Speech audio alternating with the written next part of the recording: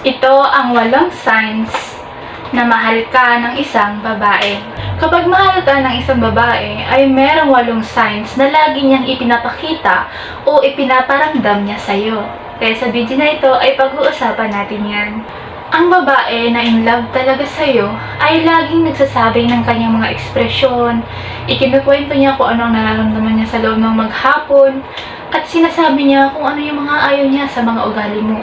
Yung bang meron siyang pakialam kung ano yung dapat mong gawin at baguhin para maging okay ang relasyon ninyo. Number 1. Kapag mahal ka ng isang babae, ay hindi siya masyadong mahigpit sa mga ginagawa mo.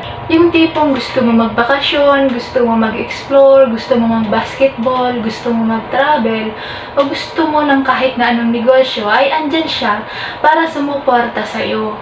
Hindi siya gumagawa ng hadlang para hindi matuloy yung mga plano mo sa buhay. Sunod ay hindi siya natatakot na ipakita ang kanyang kahinaan o ang kanyang weakness. Kunwari na lamang nito ay may mga bagay na hindi niya kayang gawin sa inyong relasyon.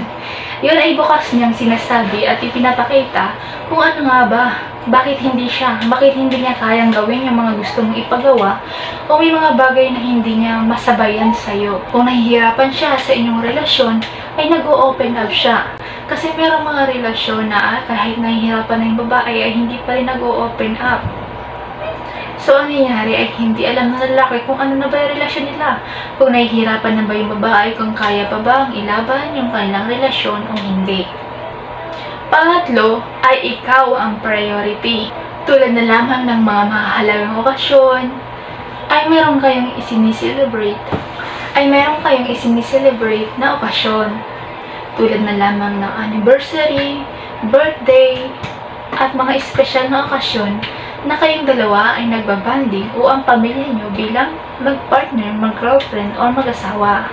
Bibihira lang kasi sa isang relasyon na ang mag-asawa, mag-girlfriend ay open sa kanilang mga nararamdaman. Yung tipong open sila na hindi sila galit. Yung sinasabi nila kung ano ang nararamdaman nila. Kapag ganun kasi ang relasyon ng mag-girlfriend o mag-asawa, ay talagang tatagal ang relasyon nila. Kunwari galit sila sa asawa nila. So hindi nila idadaan sa taas ng tono, kundi sa maayos na pag-uusap. Kapag ang isang babae ay in love sa'yo, ay hindi lamang idinadaan sa chat o sa mga salita, kundi ipinapakita niya ito sa'yo. Kaya, sa isang relasyon, kailangan talaga ang communication. Dahil ang communication ang nagpapatatag sa isang relasyon.